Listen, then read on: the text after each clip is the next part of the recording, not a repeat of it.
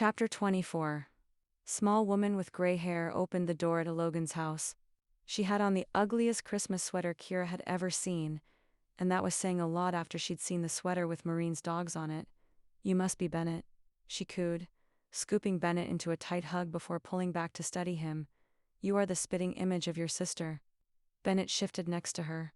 "We get that a lot," he said, running a hand through his hair. Kira stood awkwardly beside him, ready to have this day over with. She'd stayed home with the dogs and bad movies yesterday on Christmas Eve, while Bennett visited his Aunt Dot, but she'd already told Jeannie she would come to Christmas Day, so she was here even though she felt like she was intruding on Bennett's family Christmas. But the thought of being alone on Christmas Day was too sad, even for her. She'd never liked Christmas, but she'd also never had to suffer through it alone. Chloe had always been there.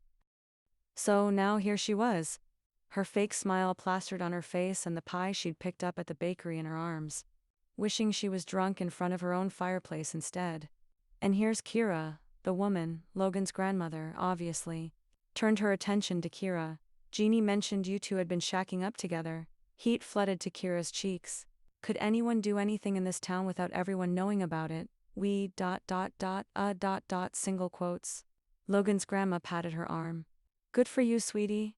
She winked, and Kira didn't know if she wanted to laugh or disappear. "Nana, stop making them uncomfortable." Logan appeared by his grandmother's side, looking every bit the big, grumpy lumberjack. He'd looked the same picking out a Christmas tree, plowing her driveway, and discussing agricultural engineers with her, so she supposed it was fitting that he looked like that on Christmas Day as well. "I think it's nice. Two consenting adults finding pleasure with each other. It's lovely. Don't be such a prude, dear." She looked up at her grandson with a beatific smile, and Kira watched as Logan's cheeks blushed red above his beard. His Nana chuckled. Come in, come in." She took the pie from Kira's arms and hustled into the house. Logan sighed. "Merry Christmas. I'll take your coats." "Thanks." They handed Logan their outerwear as Jeannie came over to greet them. "Merry Christmas." She wrapped Kira in her arms. "Why, I'm so glad you came." "Of course," Kira answered from inside Jeannie's embrace. The woman was a good hugger. She had to give her that. "Thanks for inviting me. Hey, we crafted together. We're officially friends. Besides, I'm sure Ben wanted to spend Christmas with you," she said, pulling away and turning her attention to her brother. "Right, Ben." His perfect mouth was tipped down in a frown, and Kira wondered if he regretted bringing her. He'd been quiet all morning. Maybe she should have stayed home, stayed out of this part of his life. It was one thing to make friends with his sister on her own time, but a sex-only Christmas fling certainly didn't involve an extended family get-together. But again, she'd only been thinking of herself, of her own loneliness, and now she'd put Ben in an awkward position. Damn it, why hadn't she considered this before they left? Christmas. Right. Of course he gave his sister a hug. "Mary. Okay, well, come in. Nana Estelle's put out plenty of snacks, and Hazel, Noah, and Annie are already here." Jeannie took Kira by the hand and dragged her further into the house, leaving her no graceful exit strategy. Maybe she could feign a headache after a little while. "Hey everyone, Kira and Bennett are here." Kira and Bennett like they were a couple. "Merry Christmas," Hazel called from her spot on the couch. Noah sat at her feet and gave Kira and Ben a cheerful wave. "Hi guys," Annie said, lifting her glass of wine. "That seemed like a very good idea right now." "Hi, Merry Christmas," she managed, before zeroing in on where the drinks were laid out on the drink cart. "Hey, Annie, Hazel." "Hi, Noah." Bennett moved away from her side as he said hello to his sister's friends at his sister's house. God, what the hell was she even doing here, crashing someone else's holiday? "So how did your season go?"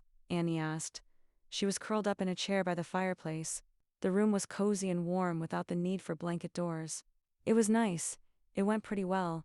We got a bit of a late start, so hopefully it will go better next year. "So you plan to stick around?" Yeah, Annie smiled. "Great, because I sold a ton of cookies," Kira laughed. "Very lucrative for both of us. Come sit." Annie scooted over, making space for Kira, and it was nice to be wedged in next to her. It was nice to be around people. God, why the hell had she been living like Quasimodo in his bell tower for the last 4 months? Thanks. She was not cut out to be a hermit. And for the first time it was occurring to her that she didn't actually need to do everything alone in order to be a self-sufficient, independent person. She could have friends. She could find people she liked here in this weird town. Huh? What a novel idea. Jeannie and Logan had rejoined the group after stashing their coats somewhere, and Estelle bustled in and out with more trays and platters of snacks. "You could sit for a while, Nana," Hazel suggested, but the older woman looked at her like she had 8 heads. Logan laughed. "You know she doesn't sit." "Where's Grandpa Henry at?" Annie asked, looking around as though the man in question was hiding behind the enormous Christmas tree in the corner. Somehow, it had the kind of lurid giant lights and silver tinsel that Kira hadn't seen in real life ever. Didn't that stuff go extinct in the 70s? Were those lights even safe? "He's attempting a deep-fried turkey again," Logan said with a wince. "Hope you have a fire extinguisher this year," Annie said dryly, taking another sip of wine. Estelle waved away her concern. "Oh, he'll be fine." His eyebrows grew back eventually. Jeannie looked up at Logan in concern. "Tell go check on him." Logan strode from the room and Annie giggled next to Kira on the love seat. "It's always interesting here on Christmas," she whispered to her. "So, you don't spend Christmas with your family?" "Nah, we do Christmas Eve together. There's like a million of us. And now most of my siblings have kids, so they like to be at their own houses for Christmas morning. Santa and all that." Annie rolled her eyes and Kira smiled. "Anyway, Estelle and Henry have done this Christmas Day open house for years." Kira thought about her mother's parties, all the guests they barely knew, political connections and business room filled with friends and family, associates. It was a far cry from this worn but cozy living. "Who needs another drink?" Noah asked, standing up and heading to the drink cart. Kira raised her hand. "I'll take one." Noah grinned. "Red or white?" "Red." "You got it, me too." Annie lifted her empty glass. Kira smiled. Maybe this wasn't such a bad idea after all. She caught Bennett's eye on the other side of the room, where he stood having an awkward-looking brother-in-law to brother-in-law chat with Logan, who'd apparently decided his grandfather was safe for the moment. Bennett's lips tipped into a private smile at her, and something warm and unfamiliar settled in Kira's gut. Something comfortable. Something content. Was this what it would be like to be with him for real? To have someone to share a secret glance with across the room at a party? She'd spent so much time running from what her mother wanted for her. A stable man. Someone who was husband material. Someone who wouldn't embarrass her, that she hadn't taken the time to consider how nice that could be. Not that it mattered. What a shit time for that little epiphany. "Ladies." She took the proffered drink from Noah.